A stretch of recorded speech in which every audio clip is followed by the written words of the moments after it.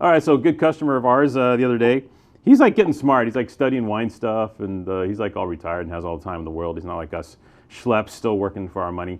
And he was like, you know what? I'm on Vacqueyras. He's like, have you done a Vacqueyras video? I'm like, yeah, I think I did. You know, we did the one with the bird on the front, the Curulu. I think we shot Curulu Vacqueyras via Vin a while ago. That was months back.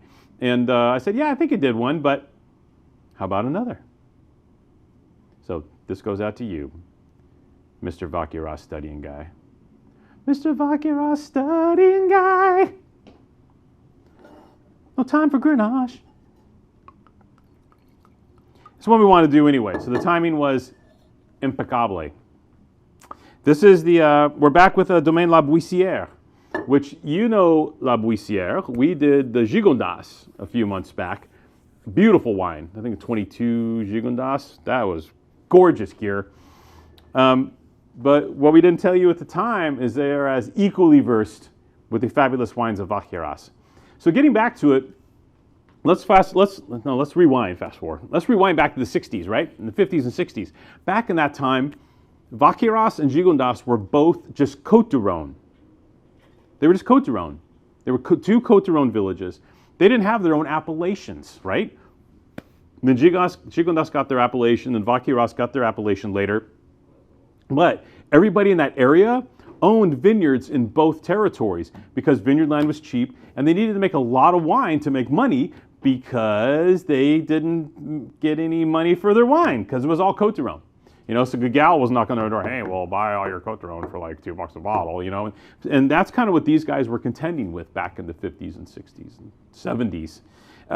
So what you see is you see a lot of top Gigondas producers with fabulous vineyards in Vacqueyras as well. They're next door neighbors, but on the other side of the coin, you don't see a lot of Châteauneufs guys with Gigondas vineyards. Because why would those Châteauneufs guys have Gigondas vineyards? Because they're in Châteauneuf, right? But the Gigondas guys were like, oh, we're just down here in Gigondas, so let's get a little Vacqueyras so we can have those.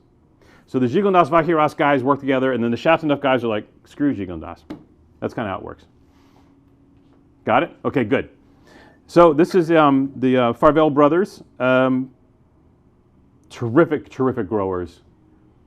Very, very much into their vineyards. And you can taste when guys are into their vineyards with the wines for the most part. This is something that you can feel the raw materials. You can feel the care and love and attention they put into their vineyards.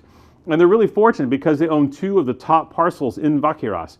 The problem with Vacqueyras, if there is a problem, is a lot of the Vacqueyras on the flats, in the lower sections coming down from Gigondas and this kind of deal. And their Vacqueyras is actually on a raised plateau. So they have a little elevation, and they're kind of above the maddening crowd. They're above the rest of those other Vacqueyras guys. So their Vacqueyras actually manifests in a brighter, more urgent fashion, whereas some of the Vacqueyras in the flats can almost be like too ripe, too intense, almost too jammy. The other unique character here is these guys in their vineyard, on their plateau, actually have a galets roulés, the big river stones in their vineyard. So it's a very Châteauneuf-esque terroir. Now, these guys make a very Châteauneuf-esque style of Vacqueyras from these two sites.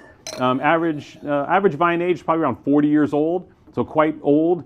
Not ancient, but quite old. I think it's because there's quite a bit of Syrah in the vineyard. So the blend here is like around 45, 45 Syrah and Grenache, give or take, with a little pinch of Mourvèdre, which is also really typical from this area.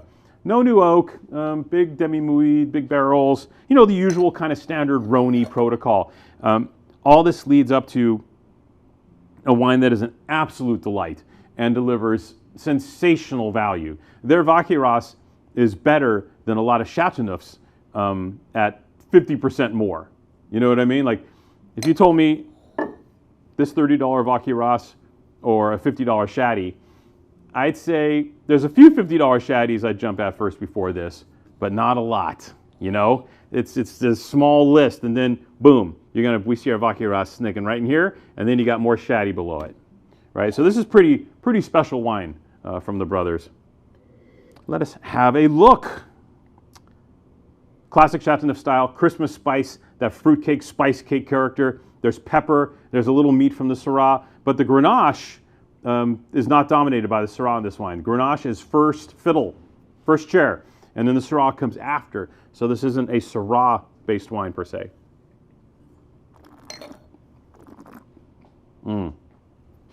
This is also where the grower kicks in. The texture here is amazing. Chewy, ample, spicy, peppery, full of flavor. Classic Southern Rhône, just bursting at the seams with fruit and spice and pepper and cranberries and raspberries, and it's just jumping out of the bottle. This wine's an absolute delight. What else can I say about it? I don't know. Other than Cliff, this Vacqueyras is for you and for everybody else. Again, at $29.98 is one of the best values on the Southern Rhône Red we have in the store. Fabulous press behind it, all the usual blah, blah, blah, you know us. Conscientiously farmed, et cetera, et cetera, et cetera. Long story short, you need more Southern Rhône wine in your life, and this is where you start. Vacqueyras, for you.